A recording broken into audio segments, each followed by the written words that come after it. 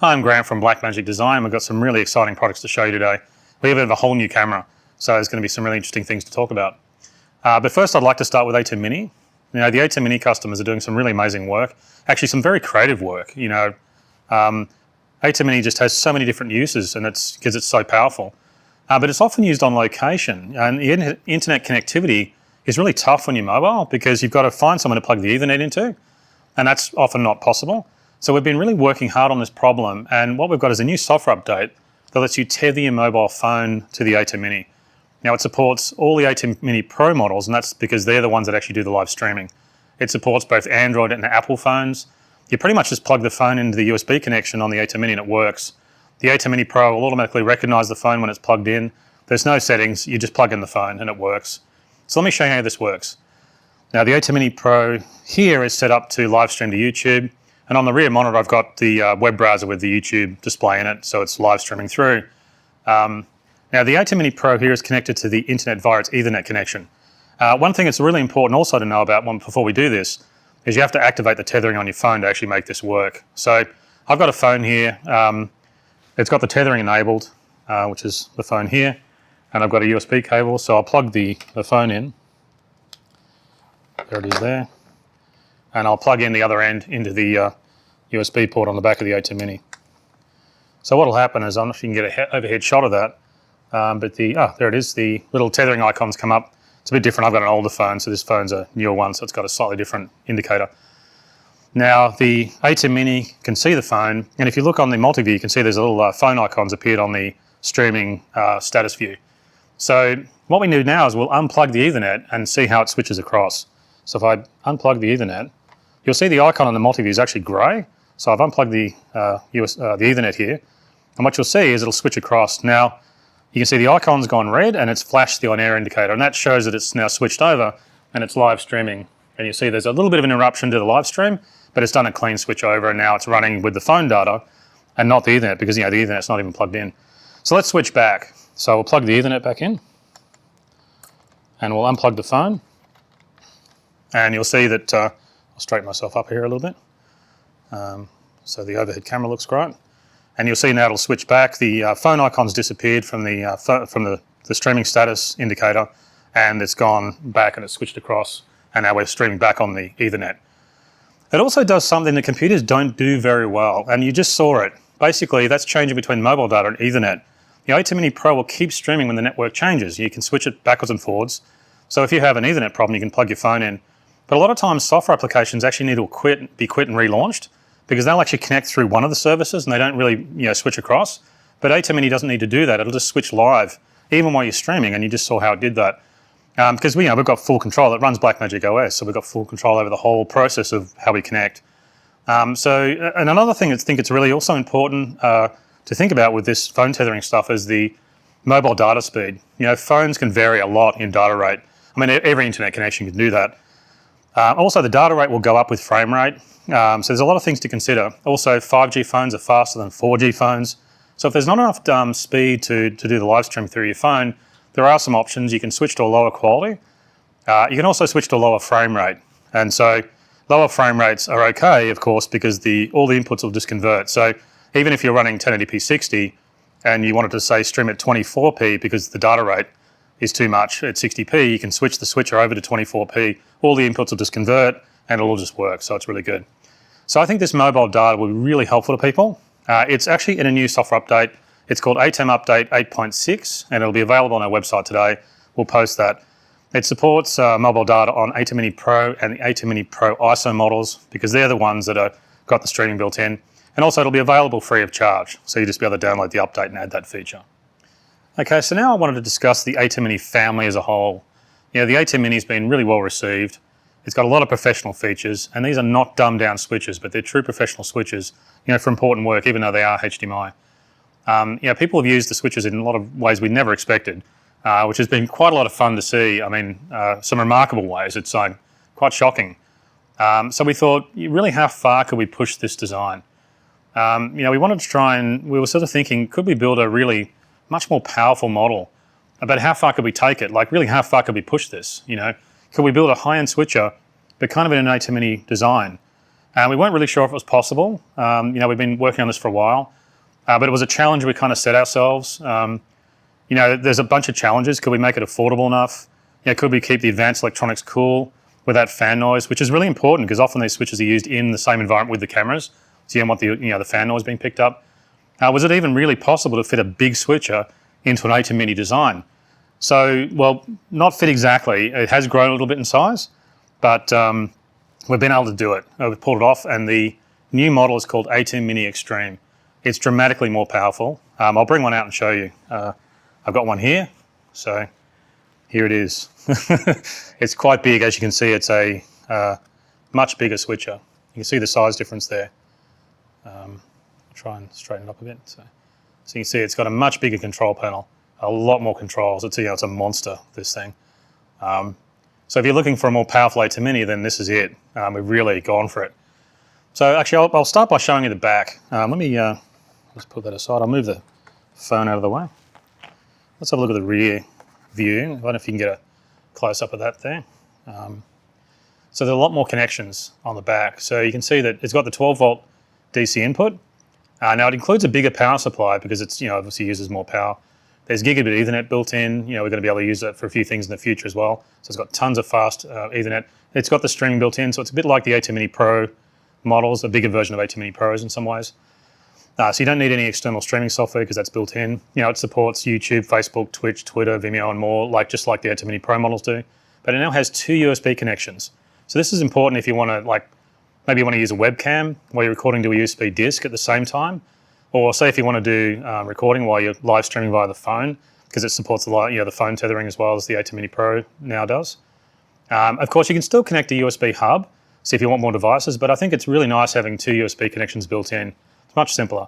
Now it's a HD switcher, so all the HDMI connections support up to 1080p 60, and it has 2 independent HDMI outputs. Now these work like aux outputs, so you can route different video sources to them. And this model has 8 inputs as well. Obviously it's twice the number of inputs. So more inputs means you can use more cameras, and that's really nice if you're using if you can't afford camera operators and you want to just use more camera angles, so you can just add more cameras. Now each input has a separate standards converter, so you could have 8 different video standards plugged in. You just plug everything in and it works. The microphones are the same microphones work. There's now an additional headphone output, and the headphones are proper monitoring output, so it's on a separate audio monitoring bus. So let's check out the front again. In fact, what we'll do is we'll plug it in, which is a bit of an ordeal with so many connections. Now I've got 8 hyperdecks that we're using as sources here. So let me just plug in. I'll actually sit it on top and start plugging away. Let's plug in some power, and I'll plug in the network, and I'll plug my video output, and I'll go through the inputs because there's quite a lot of inputs here. So sorry, it takes a moment because there's so much to plug in. It's the problem with the bigger switcher that's got so many connections. I'll get rid of my ATEM Mini Pro, move it out of the way. Actually, I'll position it so you can see on the overhead camera, because we've got a camera overhead here. Now I've got a whole bunch of extra inputs because of the number of sources. I've got an extra output, which we'll plug in because it's got the 2 video outs. And I've got 4 more inputs. So I've got quite a lot of cables. And so these are all hyperdecks playing back these different camera angles of a cooking show. But camera 1 is actually a pocket camera just over there. So there we go. So we've got everything plugged in. Looks good. And we've got all nice and straight, so that overhead camera looks pretty good. So one of the first things you can see now, I've plugged in the multi-view. I've plugged, both video outputs and all inputs. You can see the multi-view is a little different, so I'll get into that in a moment. But let's have a look around the front panel and see what's on there. So we've got it now running with all 8 inputs connected, so I can just switch between all those sources. So you see there it is. And also there's the smaller source buttons over here, so you've got 2 media players and a few more things there. You can still change between cut and auto, so you can still do the transitions, just like you can with the ATEM Mini. Of course, auto is the sort of industry standard way of selecting a transition versus a cut. Any ATEM customer would already know that. Now it's got the same transition duration buttons, so it's ½ second to 2 seconds, and they're located just over here, so you can change the durations of the transitions. And they've also got a fade to black control here, so it still has that. So it looks very similar to an ATEM Mini. Now the transition selection is located above the auto button over here, and we've got more of those. So you can set to different things, so for example, at the moment it's set to mix, so when you do a transition, it'll be a mix. But you can also do other transitions like dip, for example. There it is. And you've got like 6 wipes on there. There's more buttons for different transitions. So you've got 6 wipes, and including horizontal, vertical, diagonal, circle, and square wipes. There's also DVE transitions. So if you can select some of those DVE transitions and do those, so you can see that they are there. And the DVE transitions on the buttons directly include push right, push down, squeeze down, and I'll switch back to mix, and in fact I'll switch back to cut. So you can see that you've got a few more transitions over there. There's also upgraded video output controls because we've got more sources now. So the HDMI video outputs are actually like aux outputs, so you can route video to them. So output HDMI 1 has settings on the control panel here, and so you can see the location of where they are there.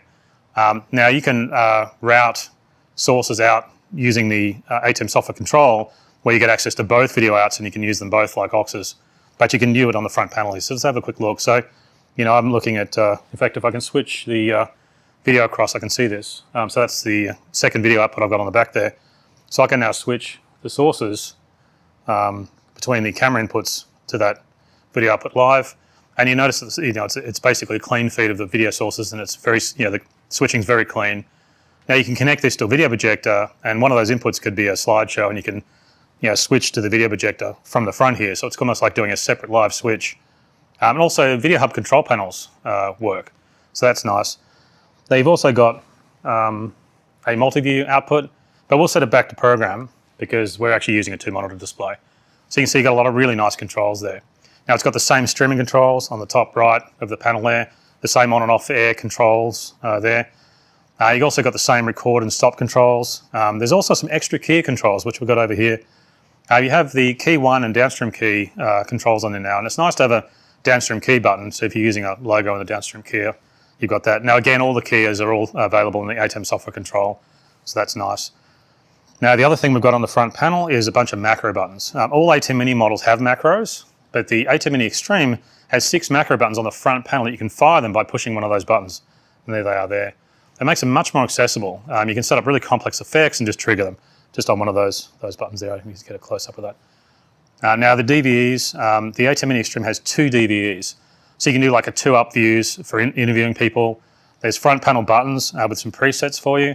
So you can select some of the DVE buttons, and I've got, I can select the DVE on there. You can see that's the 2-up. I've got the different views there. I can select a few of the different ones.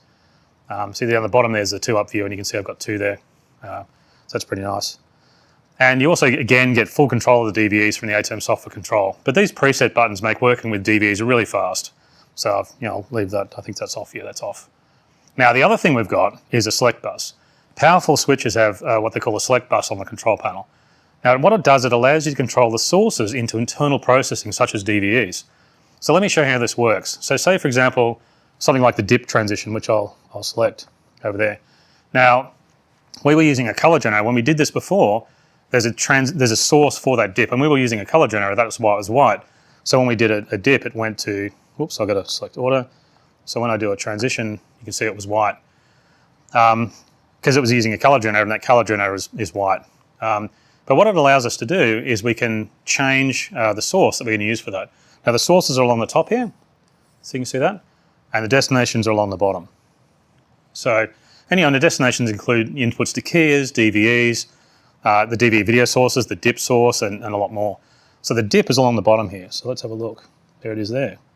So that's the dip source. So we select that on the bottom row, and then you can see that it's showing the color generator on the top row. And I think we probably picked that up on the top camera, as you can see that. So we could change it to something else. So for example, if we change it to bars, now when I do a transition, whoops, I changed it to black. There's bars.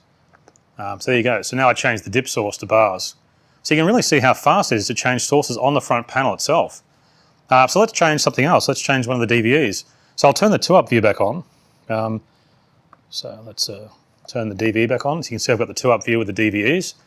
And now you can see I've got those 2 DVEs. So let's change the inputs to those DVEs. So the DVE sources are actually over here. Whoops, there they are. DVE 1. So now what's really interesting is I've selected DVE 1 on the lower row, and you can notice that the top row is now showing that that's the input, one of the camera inputs is going to that DVE. Now what's really interesting is that they went red. What this means is the DVE is on air, and it's a warning to show you that anything you change here will be seen by the viewers. So if I turn the DVE on and off, then you can see the color changes back to white. So you can see it's like a tally on the select bus and let you know that if you change anything, people are going to notice it. So I think that's really nice to have that. So let's select color bars. So you can see I've got some color bars. I can select some different cameras. The camera numbers are over here, so I can go through different camera sources and select those into the DVE. So you can see I've got, when I change the input, the DVE input changes. So the select bus makes this stuff much faster because you can really route all the sources. It's the same workflows you see on really big switches, but now we have it here right on the front panel. It's really fast and it's really simple to use. So I'll just turn my DVEs back off again. Now the other thing we've got in ATEM Mini Extreme is camera control right on the front panel. The buttons are located just above the inputs, so it allows really quick camera adjustments. So if I cut to camera 1, we have a Pocket Cinema Camera 6K connected to input number 1. So I can cut to input number 1, which is just here. Now this camera has studio features including lens control, tally and a color corrector. So we can control that from the switcher. So if I go between camera 1, if you can get a close-up of the screen on the back, you can see as I'm switching to the camera and back again, I've got the tally light coming on and off on the LCD on the back. Now iris is the default control. So you'll notice here we've got up and down arrows.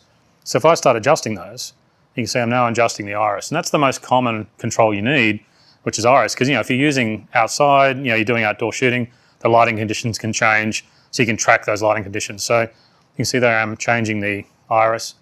But there's also other camera settings you can control as well. So you just need to select the override buttons. And those 4 buttons above here, if you can see that, you can see them on the overhead camera. There's all the arrows here for the iris. But these 4 buttons will override those up and down buttons. And you can say, for example, we can press gain or, well, that's black, and then we can adjust that setting. Oops, there it is there. You've got to be fairly quick. So now there's buttons for overriding the levels for shutter speed, black, level, and focus. The focus one's actually quite interesting because if you, I'll show you basically how this works. If we just focus and really make the camera go out of focus. There it is there. So I've adjusted that camera way out of focus. Now what you can do is you can press and hold the focus button to trigger the autofocus in the camera. So if I just press and hold that button, you'll see now it'll trigger the autofocus in the camera. So it's a really great way of really fast using the camera's features itself to do the focus. Now the camera control is really simple, but it's surprisingly powerful. You have full camera control obviously in the ATEM software control, but it's quite useful to have all this on the front panel. And of course you can also use one of the ATEM camera control panels if you really want to go for it. Now the audio controls is another set of features on the front panel. They're very similar to the other ATEM Mini models. They're located above the inputs along here. With more inputs, we still have the full audio processing on all the inputs. So each input has audio processing it has a compressor, 6-band parametric EQ, limiter, expander, and more. That's on all the inputs. And there's also now, what's been added is headphone controls for the headphone output, and they've been added on the panel here. So you've got level up and down, you can set the levels up and down. You've also got a mute and a reset as well, so that's nice for headphone control right from there. Now, even though that's the front panel, we haven't really described what's inside yet. Up until now, we've really only talked about the front panel controls, but the really big increase in power in this switcher is the internally. So what I'll do is I'll change over to the ATEM Mini software control and we can check this out. So, well, the first thing we can actually talk about is the new multi-view. So what I need to do is I'll plug in using USB into the software because we haven't got a connection up here. So let's plug in my USB and we'll plug in into one of the 2 USB ports that we've got on the back. So now we should have the ATEM software control come up. There it is. And so you can see the multi-view is a little different to the ATEM Mini Pro. I don't know if we can cut to that. We've actually taken the multi-view from the ATEM Constellation 8K. It's our best multi-view by far. It's an incredible multi-view, so this is why we wanted to really bring that across. So we've taken it from our top switcher. It still includes the audio meters on all the views. It still includes custom labels on the views, which the other ATEM Minis can do. The ATEM Mini Pros, the ATEM Mini Pros are the ones that have the multi-view. But now you can also select the number of views. It supports up to 16 views in total. So let me show you how this works. So over in the ATEM software control, all we have to do is go to the settings and select multi-view. And you can see here's our multi-view settings over here. So if I want to change to 16 views, for example, I just have to click on this little icon here and it'll now change to 16 views. So I can also change sources. So for example, I could change, well actually that's already on the audio status. So, or I could change it to, anything I really like, one of the color generators. Well, I've already got a color generator number 1 there, I could do it on color generator 2. So you can see it's quite nice, and I'll switch it back to my program view, which I have there.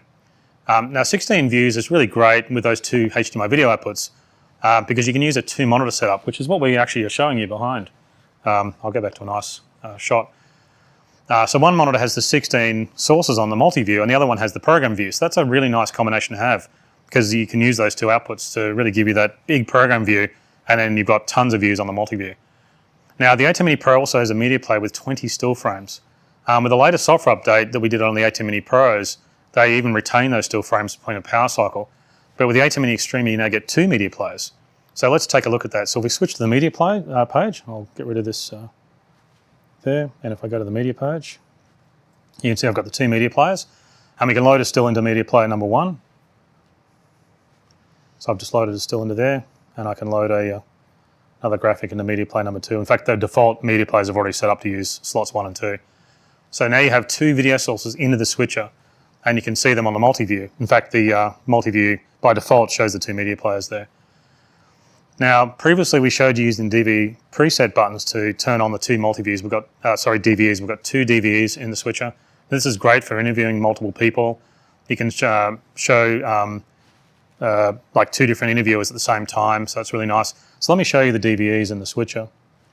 So if I go across to the palettes, I can see I've got my upstream keyers, and there's the DVE.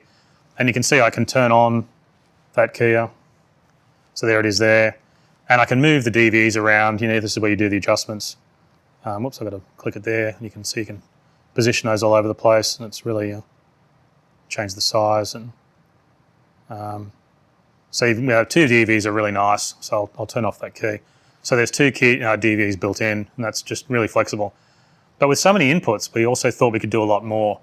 More inputs actually allow us to do some pretty exciting things. So we've actually included SuperSource in the ATEM Mini Extreme. Now what SuperSource is, if you don't know because you haven't used some of our bigger switches, SuperSource is 4 DVEs in a multi-layer compositing engine. So what this means is you actually get 4 video sources as separate DVEs in a layer stack. So you basically get a 4 DV kind of layering engine, plus you've got the 2 DVEs that are actually built in there. So that's 6 DVEs in total in the switcher. There's also, the SuperSource has support for a background graphic as well as a foreground graphic. Now a background graphic goes behind all those DVEs, whereas a foreground graphic goes over the front of the DVEs. And that's actually really very powerful because it allows you to create like really nice graphics with borders and things because it goes in front of the DVEs. Then it really creates nice borders on those DVEs. So it's really nice. And so SuperSource is fantastic for interviews where each interviewer has a separate picture-in-picture. It's great for gaming competitions. You could have 4 cameras and 4 consoles all connected at once because you've got enough inputs, and you could have combinations of gamers and their consoles or overlaid on top. It's really nice. So let's have a quick look and we'll show you how this works. So what we do is we'll start by selecting SuperSource on the front panel. We have a dedicated button on the front panel for SuperSource. There it is there. And now it's basically by default it's a 4-box setup, as you can see there. Now this is the SuperSource. It's not even the normal DVEs. But you can also change it in the ATEM software control. So what you do is you go into the SuperSource palette, which there it is there. And you can see I've got a bunch of different interesting combinations you can select. And you can show the arrangement positions, and you can set all the inputs to the SuperSource DVEs. So you can see there, you can change the different boxes and then do the controls and change the inputs and all the settings and where they are.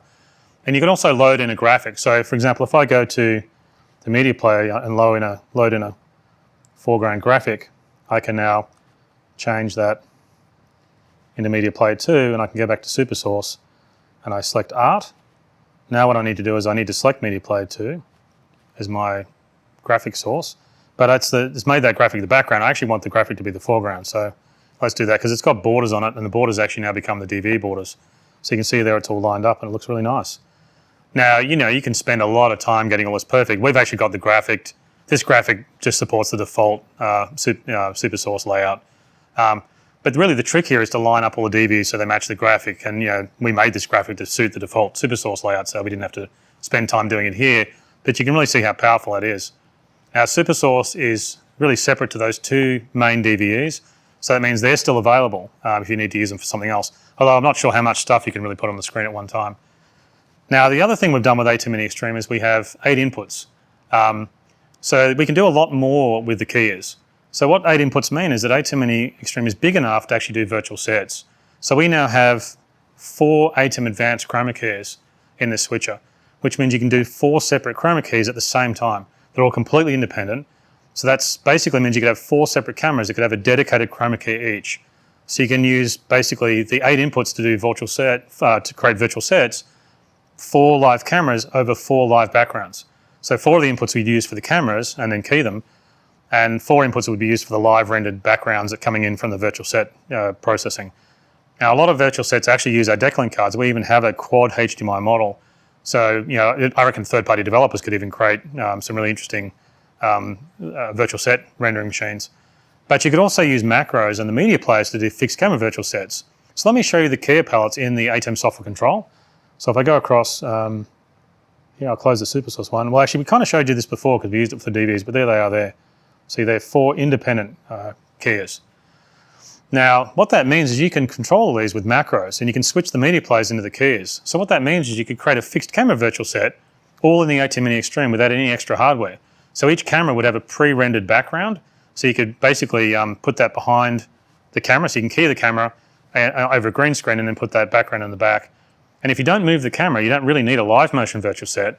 You can just render out some still frames from a 3D model of a set and put them behind each camera, and then use the macros to switch the media players into the keyers. So it's incredibly powerful having 4 independent chroma keys. I think it's going to make the whole virtual set thing possible. I mean, that's a whole new world that we could really pretty much open up. So it's really quite exciting. Now, of course, the big question then, what about bigger work? What happens if you want to take it even further? What happens if you want to build a bigger studio? So the ATEM Mini Extreme is really the perfect match for the ATEM 1ME Advanced panel. In many ways, that became our yardstick of how big this switcher should be. Let's just make it perfect for an ATEM 1ME Advanced panel. It's a totally professional setup. It unlocks a lot of the power in the switcher. There's dedicated buttons. I've got a few slides here that you can see. It's got dedicated buttons for all the switcher functions. The design is a very traditional broadcast switcher, so it's great for training and education. So using that ATEM 1ME Advanced panel is a really good way to use the switcher. The ATEM Mini ME Advanced panels behind me are connected to the ATEM Mini Extreme here. And so we're running the whole panel from there. Now it shows, the great thing is you can see, and I'll bring up some slides here, you can see that all the buttons have input labels, so you can have custom source names. Now there's 10 buttons on these panels, so that supports the 8 inputs of the ATEM Mini Extreme and plus the 2 media players all along that row. And there's a shift button, so you can switch to another 10 sources. You can also see there's a nice big T-bar fader handle. It's got direct access to the downstream keyers on the right-hand side there. You can see there's a select bus, which has got all the labels on it. So again, if you custom label the inputs, it's not just numbers, they're actually the custom labels. And that select bus will switch to macro control. So there's a macro button, and when you switch over, then all your macros, you can see them by name. So if you're using, if you've done a bunch of custom macros and you've labeled them by name, then you can actually see the actual proper names on the panel because you've got an LCD for the labels. Now it's got a really large system control LCD, gives you really fast access to all the settings. You get a joystick for moving those DVEs around for both the SuperSource and the normal DVEs. So I think the ATEM Mini Extreme is a really perfect size for this panel, and it adds a completely professional workflow when you plug it in. So really this switcher can go much further if you now fill it out with some of the control panels. And you wouldn't even know it's an ATEM Mini model switcher when you're using it, if you didn't know. Also, we have the ATEM camera control panel. It's got dedicated control for all the cameras. That's also perfectly matched for this. It's got 4 controllers, but you can change the controllers really quickly. So you can do more than 4 cameras, and in this case, we'd want to use 8. It's got a really nice big knob on the front, and that's the iris control, which is the default control. It's so nice to use. If you rotate the control, it actually sets the black level. And if you push the control, it actually selects the camera to the video output. And that's something that's used by camera operators when you can use one of the, because they're proper aux outputs, you can use one of the outputs to give the camera operator a view of his cameras. So you can be using one of the camera video outputs for multi-view, while your camera operator is actually pushing the knobs and switching that second output so he can see what he's doing, and so he gets a chance to match the cameras by really quickly switching between them. There's also RGB knobs for tint, and that uses the color corrector in the camera. The pocket cameras, for example, have the color correctors built into them, and you can use the tint controls. There's lots of other controls as well. So you can really see how powerful ATEM Mini Extreme can be when you realize that once you use it with those panels, really how nice it is. It goes all the way to the most professional workflow you can get. So really, let's summarize what we have here. We've got 8 inputs. Each input has standards conversion. You just plug anything in and it works. The audio mixer supports processing on all those inputs. which means every HDMI input has a separate limiter, noise gate, compressor, and EQ. There's 4 upstream ATEM advanced chroma keys. They're the good keys, the most advanced keys we have in ATEM switches. There's 2 downstream keys for titles. There's 2 media players for graphics and titles. There's 2 independent DVEs for picture-in-picture effects. There's a super source with another 4 additional DVEs and a multi-layer processor. There's a select bus on the front panel. The multi-view supports up to 16 different views. Both HDMI outputs have source routing, so they work as aux outputs. There's a separate headphone connection with audio monitoring bus, so you've got separate audio monitoring control of that. You know, it's really basically like a 1ME HD version of our Constellation switcher. It's basically the best 1ME switcher we have. It's way more powerful than actually our 1ME SDI models. So it's really exciting. It's an insane switcher. So it's very exciting. Now the ATEM Mini Extreme will be available now for $995. I reckon it's going to be really exciting to see how people use it. Yeah, who knows what kind of new workflows are going to be possible, particularly say things like the virtual sets and things like that. So it's really exciting. Now that's not all we've done. We have an ISO model of our ATEM Mini Pro. So we thought it'd be really nice to have an ISO model of the ATEM Mini Extreme. And we do have that. It's called ATEM Mini Extreme ISO, and it records all 8 inputs and the program video. Now this model features a massive record engine. It basically records 9 streams in total. It saves the DaVinci Resolve project, so you can record and open up your whole live production as an edit. It means you can fix bad edits, replace shots, and add color correction later. You can even trigger the record in the Blackmagic Pocket cameras, because those Pocket cameras support Blackmagic RAW files, so you can link them to the edit. And that's how you can actually do an Ultra HD film workflow in a HD switcher. So it's a great combination. The combination of Blackmagic RAW and color correction makes film-looking shows. So obviously we wanted to have an ATEM Mini Extreme that can do that. That's why we felt it was really very important for us to have an ISO model of the ATEM Mini Extreme. It's really quite amazing. Let me bring one out and we can have a look. Here it is here. You can see it's kind of quite simple. It's very similar.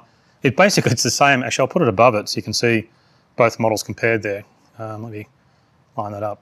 So you can see it's basically it looks the same as the ATEM Mini Extreme, except this is ATEM Mini Extreme ISO.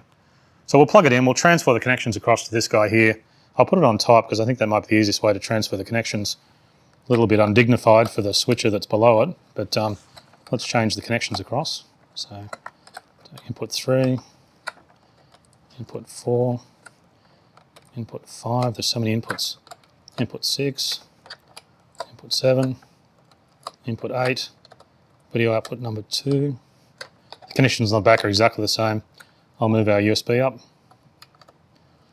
and I'll change our Ethernet. Plug that, and my switch has really gone offline now, and then we'll plug in ATEM Mini Extreme, and I'll take that ATEM Mini Extreme out of the way. And let's line it up so we can get that overhead camera looking good. There it is there. So you can see it's all lit up and it looks very similar to the, set some of my audio there. So you can see it, basically it's the same as the ATEM Mini Extreme, except it's the ISO model. So it's I've got similar multi-view, everything's there. It's got some different setups in it because it's a different switcher. So now what I'll do is I'll plug in a flash disk, which I've got here. I've got 2 USB ports, so I can plug it into the second one.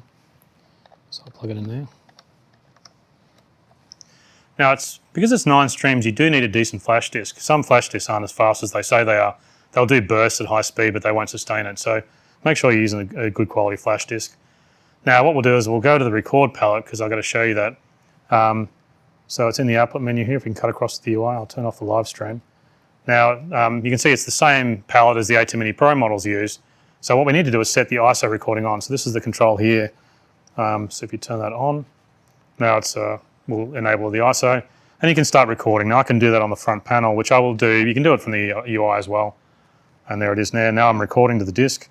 I can change between some of the different sources, do some cuts to different sources here, and I can do some transitions, maybe do some dissolves. There's a dissolve. So it's just like a real job. Got a nice fast transition there.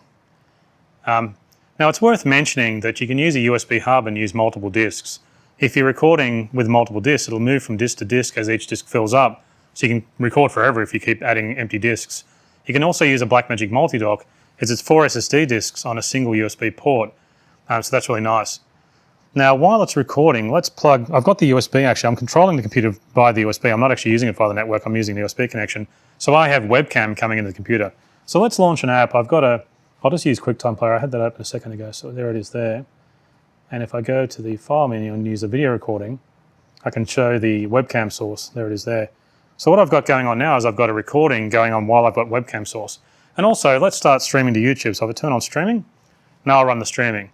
And so now I'm actually live streaming to YouTube, and it's now really heavily loaded up. I'm doing 9 streams of recording because I'm doing an ISO recording.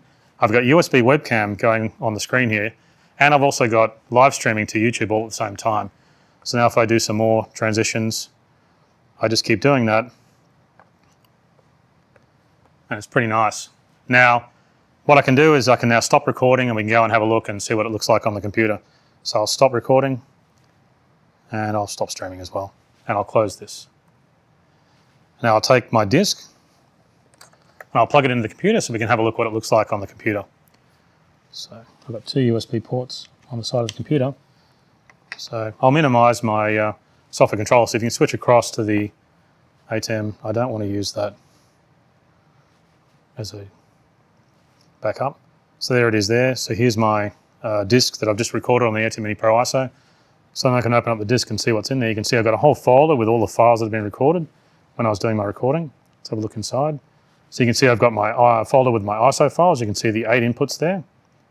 I'll go back. I've got the audio source files. I've also got a program recording here. And this is the DaVinci Resolve ISO file. Sorry, this is the program file. So basically it's the edit. So if I double click that, I've got DaVinci running in the background, and it'll now open up that folder. And there's my edit. So this is what I just did on the switcher. So if you look at the timeline, this is the cut page. I did a whole bunch of cuts and some transitions over here. And then I was talking for a while, and I do love talking. And I was talking for a while, and then I did a few more transitions towards the end here. And you can see now that I can move edits around and really retrim and do all kinds of different edits. And if I go in here, I can see I've got my ISO files in here. And there's all my different camera views. So there's, that's just the recording from that one camera. So it's all really nice. You can do all kinds of editing. So, what's also great is the Blackmagic RAW files I record. If you can record them in the camera, you can change those over and link to those if you wanted to. Now, I can also use the sync bin so I can see all the camera views. So if I go up to the sync bin up here, what I've now got is, go back to my master. Now I've got all the camera views back in a multi-view because they're all synchronized. They've all got the same time code. Now I can run up and down and now re-edit, especially if you're using the speed editor. This is really fast. And I can now, re-edit or change and drop, I can use the source override edit mode, which is this one here, and it'll actually edit, various shots into the timeline and sync up all the time code and everything for you. So it's really fast to create new edits. And if you're using Blackmagic RAW files from the cameras, which you can also select to switch over to the link to, you can finish in Ultra HD. And you can also do color correction because they're all film gamma. So I'll switch back to the normal media pool. And so, I think it's amazing if you think you can record, this switch will record 9 video streams all at the same time. It's an incredibly powerful model. It's very exciting. So the ATEM Mini Extreme ISO is just starting production now. So it'll probably be appearing in about a week or so. It'll be priced at $1,295, and I can't wait to see how people sort of use it. I think it's going to be really exciting. Okay, so next I wanted to talk about how to add streaming to our SDI range of switches. Our Blackmagic Web Presenter has been a real popular streaming solution, but it was quite limited. It was basically USB webcam only, and it was the webcam was only 720p. So we wanted to totally redesign this model, but we also wanted to reposition what it was used for. So it was more than just a simple redesign. We wanted the new model to be more focused on sort of high-end workflows and to work with our most powerful switches that we have. The ATEM Mini in many ways can now handle the HDMI workflows. So we really wanted a newer model that was really designed for an SDI workflow only. We also needed a solution for ATEM Television Studio and our ATEM Constellation switches. So we've designed a whole new model, and it's dramatically more powerful. I'll go across here, and we've got a bit of space, and I can show you. I'll bring the unit out. So here it is. Here it is here. You can see the similar size. It's the same size as the old design, but it's a whole new design. Basically, our thoughts were it's a bit like a television transmitter for the streaming age. It's kind of the philosophy we used when we designed it.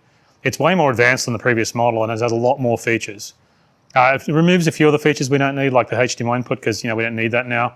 but it's been designed specifically for high-end broadcast and live event work. So it's a much more sort of higher end. So we've repositioned it, and changed the underlying philosophy about what it's really now for. Now it's only a third rack width, so it uses our Teranex Mini rack shelves if you want to rack mount it. Let's have a look at the back. I'll turn it around. You can see the rear side. I think you get a close-up of that. So quite different to the old model. Now it's got a 12G SDI input, and it's got a Teranex down converter on the input. So you can take any HD or Ultra HD input and stream to it. It doesn't matter what the input video is, it just works. You'll see that there's also a loop, there's one loop 12G SDI output, so you can loop out to other equipment. And what that lets you do is you can build like an array of web presenters for multiple platforms, or even redundancy. For example, you could use the one web presenter for the YouTube primary stream and a separate web presenter for the YouTube secondary stream, and you can loop the SDI input across to all those different web presenters for the different platforms. It gives you a lot of redundancy. Now there's also a HDMI and a 3G SDI monitoring output, which I'll talk about in a minute. The reason we put a HDMI output on there for the monitoring is because you can just plug a computer monitor straight in. So even though the newer model is designed for SDI workflows, having that HDMI in there means you don't need to use a separate converter just to monitor the output. Now it still works with USB webcam. You see there's a USB on the back there, but now it's 1080p webcam. So it's much better than the previous model, which was only 720p with the webcam. You can also see the Ethernet connections there, so it's got the live streaming now built in.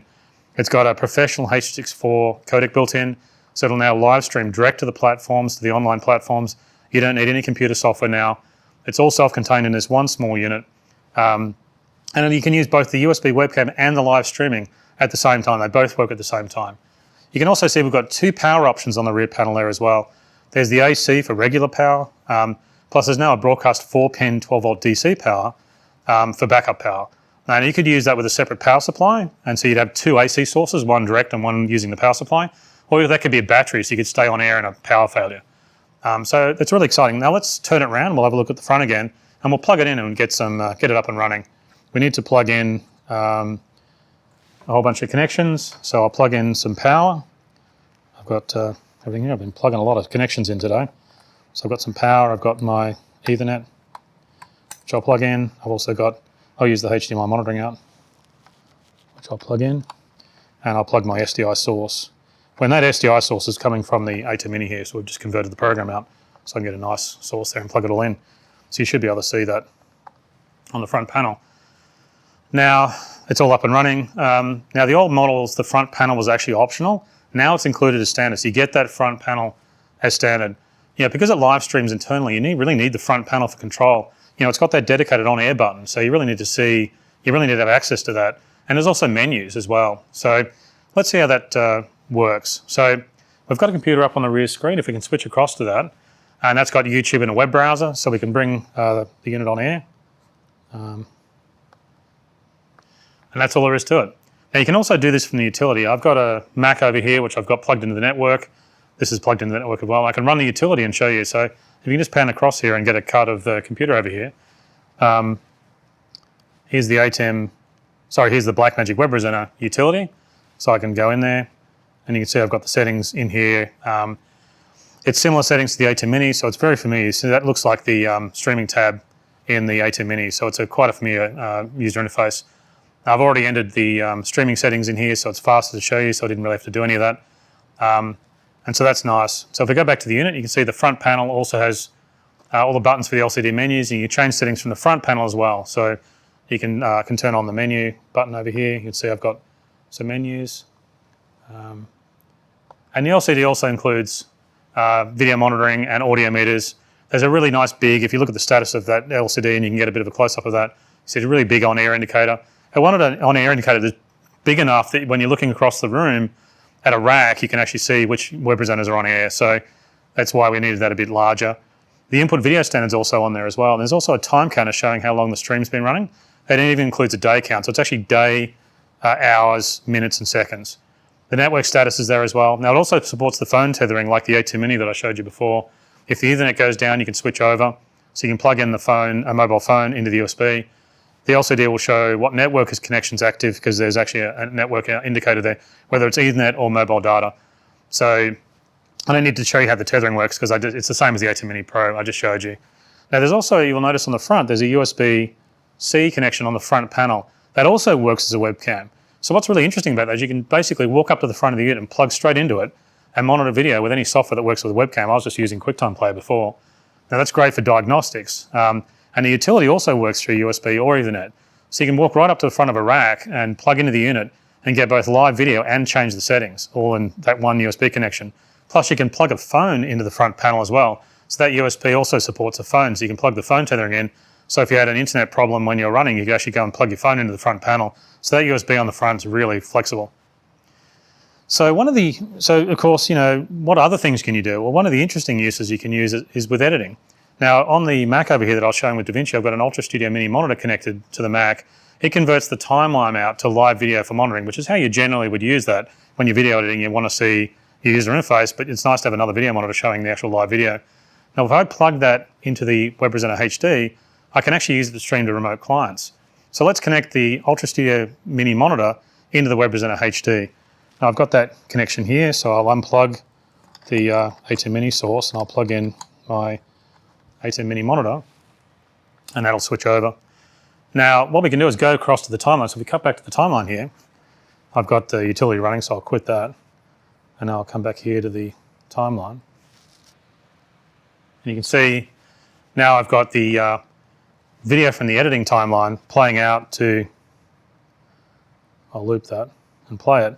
But this is my editing timeline now running out. And you can basically send the stream to clients and they can watch the edit. You just need to set the YouTube stream to low latency and it works really well. So you can see the Web Presenter is actually really flexible. You can use it for all kinds of tasks. I mean, who knows what else it could be used for. It's really quite nice. So remember the two monitoring outputs we talked about before. Let's connect those up and we can see how those work. So if we come back to the Web Presenter here, now I've plugged in the monitoring. If we can switch it up onto the screen here, and we can see what's going on. In fact, I'll plug the switcher back in. I'll unplug the timeline and plug back into the switcher so I can do some cutting. So you can see there it is. Now you can see if I cut to that directly, I've got a feed into the switcher. This is a high-end broadcast streaming transmitter, so we really wanted to do something serious with the monitoring. So it includes a lot more information than you'd sort of expect on a simple monitoring out. Basically, it's got everything I needed when I worked in post-production. I was putting in digital systems back in the 90s, and I needed a lot of outboard gear that had different sort of information that I needed to make sure the whole system worked. I've taken pretty much all of that and just put it in this one tech monitoring output. So let me explain what's really going on this video output. So if you can cut to that, you'll see that output directly. So obviously we've got a very large video display. It's got audio meters, and those audio meters, you can select the type of audio meter. The VU meter is what we're using here. It's got the correct ballistics. Now there's a title at the top left-hand side, and you can change that. So for example, if you had multiple web presenters doing different streams, you could have like YouTube primary, YouTube secondary, you could name them, and that title at the top left will change. And it really helps you keep track of which web presenter is what if you're switching to monitoring. Like you could use, because there's an SDI monitoring out, you could actually run it into a router and have monitor switching across all the different statuses of all the different web presenters. You got a nice big on-air indicator. You got a time counter for streaming, which is like the front panel. There's a bunch of streaming details as well. The platform, the streaming standard, the quality, and the streaming key. Obviously, we're only showing part of the streaming key. You don't want the whole key, otherwise people will just hack your stream, so we don't want to do that. Now, we have a nice little area for video status, and that's all the video input information. So there's a film strip, so you can see the last 6 seconds of the inputs. You can see a recent history of what's been going on as the video source. There's also lots of technical data. There's the input video standard, there's colorimetry, time code, CRC check, Luma and Chroma bit activity. Now that's an interesting display. Basically what you get as an X is displayed when the bit's changing between high and low, or it's an L when it's low, or it's a H when it's a high bit. And what that's really good for is seeing if you've got 10 or 8-bit video. Now if it was 8-bit video, the bottom 2 bits on the right-hand side there will be Ls because they don't have any data in them. So it's a really good quality check, and it also can tell you if you have a stuck bit in some of the upstream processing. So you can really see what kind of things are going on. For example, if you saw some banding or something strange happening on the stream, you can have a quick look at the bit activity, see what the quality of the video level is, if it's 10-bit, or if you've got a weird stuck bit or some kind of other fault. They're broadcast engineers who actually know about the SDI standard might notice that all the bits are low when there's black video. That's because we've subtracted the SDI offsets to make the bit activity a bit easier to understand. So that's what we've done there. Because it's more a more user-based feature than it is a sort of a technical-based feature for the video standard. Now, the audio input area is actually quite similar to the video area. You see there's an audio waveform that shows the last 6 seconds of the audio. So it's a recent history of what's been going on the sound. There's also details of the audio channel status word and these details are encoded. These are the details, basically they're encoded with the audio data. Now we decode those bits and display the results. So you can see some of the information there, like sample frequency, emphasis, word length, origin, time of day, sample address. There's the aux bit status. Now not all products that do audio use this information, but generally audio works without it. But there's a lot of information there. It's almost like additional sort of information. Some stuff's used like emphasis, but not all of it. The CRC is checked and displayed. There's also a bit activity indicator like the video, but this one's showing the entire AES kind of audio word, and it's a really nice way of seeing the audio bit depth. Like you can check to see if you've got 16, 20 or 24 bit audio. The 4 flag bits are also shown, and they're labelled with the V, U, C and P above those. They're the actual flag bits. Now this is, there's also an embedded audio status indicator. Now these show you which channels in the SDI connection actually have data embedded into them. Now a lot of equipment can actually embed more channels than they really use. Like for example our HyperDeck, if it embeds 16 channels, even if you've got it set to stereo, so there's only actually audio on 2 of the channels. But this is a great way to see what audio channels are present in the SDI connection. And if there's a channel present, it'll be displayed as a P. So you can see that there. Now you'll also notice at the bottom there's actually 2 graphs. Now this is the same data rate and cache indicators that are on the ATEM Mini, or the ATEM Mini Pro I should say, or the ATEM Mini Extreme now. But there's actually a graph of the last 60 seconds of the history of what's been going on. So the data rate for the last 60 seconds is really nice because it shows you kind of the recent history of the data rate needed to encode this video. Now the data rate is really dependent on the quality and the frame rate and also the input video. So there's a lot of things that can actually affect how much data you're encoding to. So what you're seeing here is what the codec is actually generating. This is the data rate the codec's generating. So it's also showing you what data rate you need from the network to get a good quality stream. So that's a really nice indicator, and it's always on. Even if you're not live, on air, it still shows that. There's also the cache status for the last 60 seconds as well, and this shows you a lot about the quality of the internet connection, of the network connection. So, if you're having problems with the network connection, you can see that going up, and because the cache is struggling to try and get the data out of the unit. So it's really exciting. So the technical monitoring output has really got a lot of useful information in it. Now the Blackmagic Web Presenter HD is going to be available now, and it'll be $4.95. And it includes the front panel with the LCD menus now. It's got the live stream built into it to go to YouTube, Facebook, Twitter and more. It also supports webcam via USB. It includes this broadcast technical monitoring, and it supports full remote control via the software utility on Mac and Windows. It's only a 1/3 rack width, so you can get like 3 streaming channels in a single rack width if you put 3 of them. But it really fits perfectly next to the ATEM TV Studio HD. It adds streaming to all their SDI-based switcher models. So we think it's going to be a really exciting product. So now I want to talk about Pocket Cinema Camera 6K. Now it's been received really well, and so like the 4K model, it's a true digital film camera. It's got a nice low light sensor in 6K. It's EF lens mount, so it works with lots of lenses. The large sensor is just perfect with EF lenses. There's so many Canon lenses around that have EF lens mounts, so it's very common to find great lenses with it. Records to internal cards as well as external USB discs. It's got 3D lookup tables. It includes Blackmagic Raw and Generation 4 color science. It's got a wonderful film gamma, supports ProRes recording. It's got Blackmagic OS. It's got a really big screen for a handheld camera. A lot of handheld cameras have tiny screens, but this is a big screen. Makes it really easy to focus. And there's tons of focus assist features. False color, histogram, zebra, frame guides, focus peaking, just lots of stuff. Plus the HDMI monitoring output includes overlays for film sets. You can set up like on-set monitoring, but it also includes the studio camera features that we've been using with ATEM Mini here. So it's really a production camera and a studio camera in the one design. Very easy to use, very high quality, and it's getting used on some really high-end work, and kind of like what we hoped it would. So what does that mean? Well, it's doing high-end digital film really well, and it's being rigged and used on high-end film projects. So we really started thinking about that and started thinking about a model that might have more features. So we were thinking, could we put some of the features from the Ursa Mini Pro into the pocket camera design? And we've managed to do that. And so today we have a new model. It's a 3rd camera in the range, and so I'll come across and I'll show you. The new model is called Blackmagic Pocket Cinema Camera 6K Pro, but it's actually a whole new design. It's slightly bigger, and because it's got a lot of new features included. So I'll bring one out and you can have a look and you can see for yourself. So here it is here. So you can see I'll put it beside the other cameras. So you can see from a design point of view, it's very similar. It has similar controls, so it's very familiar to use. But because it's a member of the Pocket Cinema Camera family, and you can see how it fits in there. So I can show you the front. You can see it's really similar. If you can get a close-up of that, and you can see how that looks. It's also very similar on the rear side. It has the same, I'll turn it around there, it's got the same amazing 6K sensor. However, we've actually upgraded it to generation 5 color science from the 12K camera. So it produces some amazing cinematic images.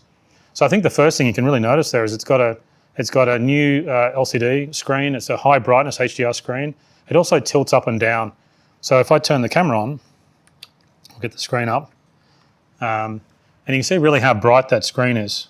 And so it's great for outdoor shooting. And I can tilt it up, and I can tilt it down. So you see there it is there, and it tilts. So you've got a lot of control there. So if I tilt it down, you can shoot high up. And you can hold it up high and shoot high up. And if I'm tilted down, I can shoot really low and get a nice sort of low view, you know. Also, tilting is great for the menus. It helps to give you better access to the menus there. So you can see, and you can change the menus. So it's quite nice. So we've also, the other thing we've done is we've upgraded the battery, and now it's using an NPF 570 Sony style battery. Now it supports a lot longer battery life, which I think is important when you're recording the external discs. You know, when you're running external discs, the camera powers the disc, so having more power really helps. So let me show you the battery in the bottom here. So it's the same type of battery door. There it is there, so it's a larger battery. There it is there, it'll power back up. So now what's the other exciting feature of this is the, turn it back off, back on again, turned itself off. So what's also really nice is this new model has built-in ND filters. Now they're actually motor driven, so they are a little different to the ATEM Mini Pro ND filters. And if you look at the back here, we've got ND motor, the filter controls here. So let me remove the lens, and you can actually see them working if I take the lens off. So I'll do that. I always get nervous taking lenses off. So if you get a close-up there, you can see into the front of the camera. Is that, maybe I'll point to the camera there and you can see it. So now I can change the filters, and you can see them move. You got that? And you can see them change. So there's two filters in there changing in, and they both work together. And there's also an indication on the rear, so let me put the lens back on.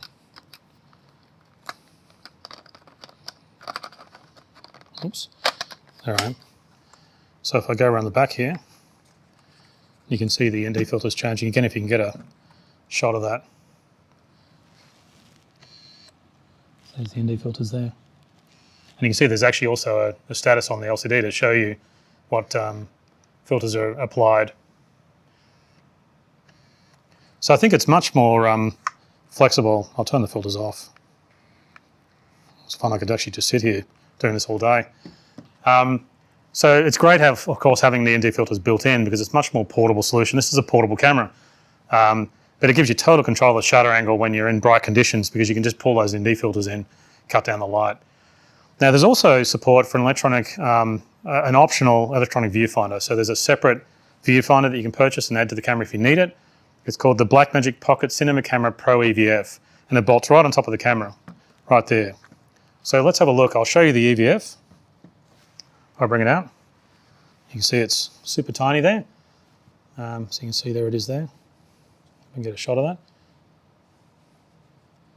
There it is there, and you can see the underside. That's where it plugs into the camera. And you can see the lens there, and so I've got a really nice glass lens. Yeah, it's a professional viewfinder with a glass lens. You know, most viewfinders are just plastic, and you know, especially for portable cameras, and they scratch easy. They don't look really clear. But this is a glass lens. It's very accurate. The focus, it's really clean and very clear. In fact, underneath, there's a focus adjustment on the bottom there, so you can adjust it. Now, because it's a professional viewfinder, we've actually also got eyepieces that are included with it. I'll bring them out. There's 4 eyepieces in total. So you've actually got some options. So you've got an eyepiece that's actually installed on it. Then there's a slightly larger version of that. Then there's also a very large one that's left and right-eyed. So you've got a few different options there. So I'll line them up there. And they come with it. So you don't have to buy them separately. Now the viewfinder is really easy to install. You just unscrew the cover on the top of the camera, and then you can install it on top. So let me show you that. I'll unscrew the cover on the camera. Got a screwdriver here.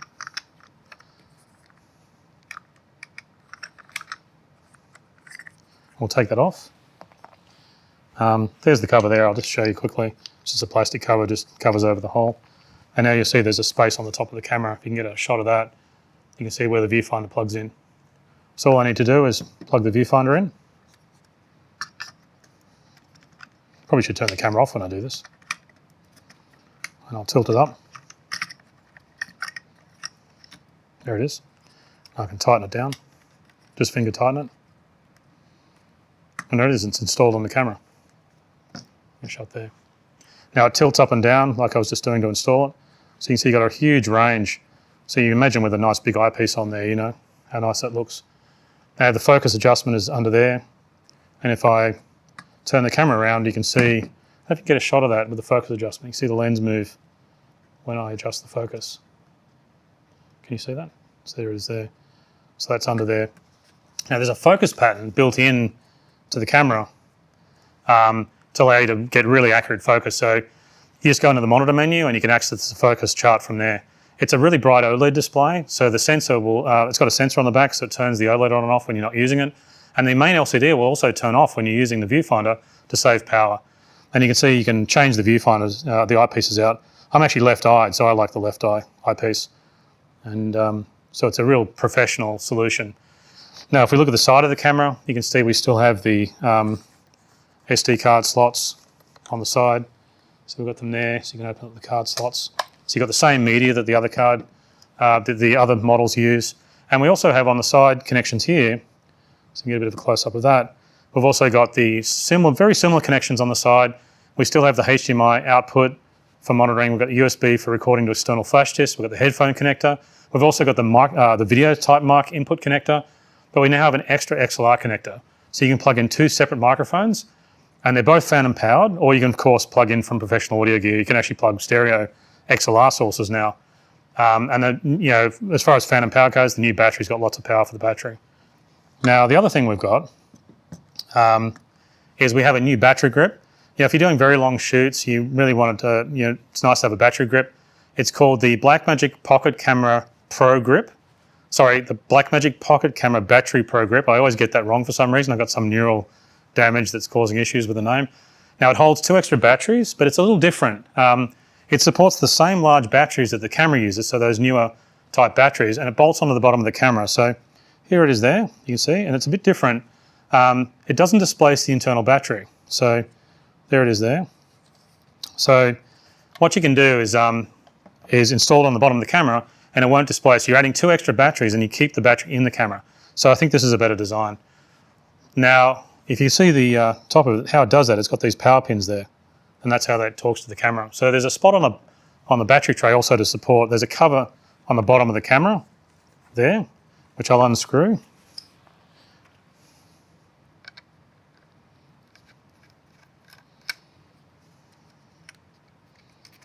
And what that gives you is access to the power pins on the bottom of the camera, and if you see if you can get a close-up of that.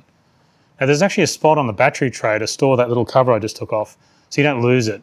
And then if you take the battery grip off, you can then reinstall that on the bottom. So let's put the battery grip on, and you can have a look. So basically just mount it down like that, and spin the screw, and there it is. It's all on the camera. Turn the camera back on. So now I'm running 3 batteries in the camera. So it's a monster when you've got that installed. Look at that. And the battery tray slides out, so you can slide the batteries out and you can change them. And the camera still runs, it won't turn off. So, and you can uninstall it by just running the screw thread back out again. And then you can take it off. So you can really just add it and take it off as you go. You know, it's really nice. And so that's the battery grip. So the new Blackmagic Pocket Cinema Camera 6K Pro will be priced at $2,495, and it's in stock and it's available now. The Blackmagic Pocket Cinema Camera Pro EVF will be priced at $495, and that's also available now and it's in stock. And the Blackmagic Pocket Camera Battery Pro Grip is priced at $145, and that's also available now. Now the battery grip is sold without the batteries because these, you know, NP F570 batteries, you can get them anywhere, so you can, you know, source those yourself. So we think the Blackmagic Pocket Cinema Camera 6K Pro is a really great addition to the family. You can see we have 3 great cameras depending on the kind of work you're doing. They're all professional digital film cameras. They can be used for all kinds of work, and they're very, very portable. So they're amazing. So one last thing we have just before we go, we also have a software update that's due. It's not quite ready yet, but it's coming soon. So what we're doing is, one of the things I didn't show you on the back is we have new software for the 4K and the 6K pocket cinema cameras. Now all the cameras get a new RGB histogram. So the current luminance but only histogram doesn't always show you clipped images. If you clip in a single color, sometimes you can't tell because it's not clipping in the luminance. So the new RGB histogram fixes that. And so that's really nice. So if I turn on the 4K camera here, you can see, we'll get a bit of a close-up. You can see that's the RGB histogram there, and I've probably not got a lot of really good things to point it at that's going to show you that working properly, but you can see it there. I'll just stop moving the camera around so you can kind of see it. Let me get a good view of that there. So that RGB histogram is much nicer, and there it is on the 4K model, and all the models will get that new histogram when the software update goes out. So I'll place it back in line there. So that's really nice. Plus the other great thing is we're upgrading all the color science in all the models. So both the 4K and the 6K models will get the new Generation 5 color science. So all the models will have the latest color science from actually the 12K camera research that we've been doing. So it's really exciting. Now that software update will be free. It supports the Blackmagic Pocket Camera 4K, the 6K, and it'll upgrade the new 6K Pro as well. It's called Camera Update 7.3, and it'll be available in about a month or so. So we're still doing a lot of debugging. Obviously with COVID, it's a bit tough to get things through QA because everyone's everywhere. Every 5 minutes there's some other breakout. So we're working as hard as we can to get that out the door, and that'll be a free update. So that's about all we have for today. So I think we've got some really nice switches with the new ATEM Mini Extremes. They're very powerful. We have an amazing professional cinema camera with the new Blackmagic Pocket Cinema Camera 6K Pro. It's so small when you consider how much we've actually built into it. It's incredible. We have an amazing streaming solution with this new Blackmagic Web Presenter HD. It's the broadcast transmitter for the streaming world. So I think it's really nice. And I've got to thank all the engineers who've worked so hard on these new products at Blackmagic. There's engineers all over the world, and everyone's come together and worked really hard. It's tough with COVID, but everyone's done an amazing job. And again, thanks for all you guys, for all your feedback. It's always great working together. It's an exciting industry, and we just love being part of it.